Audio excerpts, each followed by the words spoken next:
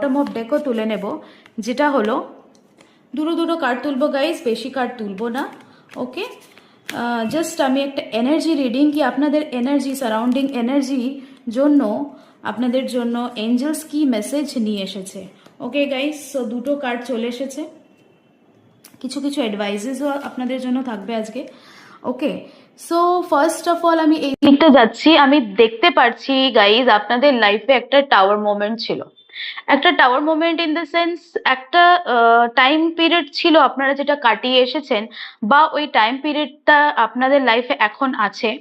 ওকে, এটা আমি দেখতে পাচ্ছি, এনার্জিটা ক্যাচ হচ্ছে, এঞ্জেলসরা এটা বলার চেষ্টা করছে কি কিছু ডিজাস্টার, কিছু ডিস্ট্রাকশনস দেখেছেন আপনারা, আপনারা একটা একটা এনার্জিতে ভাইব্রেট করছিলেন গাইজ, বা করছেন। ওকে, সাডেন চেঞ্জ।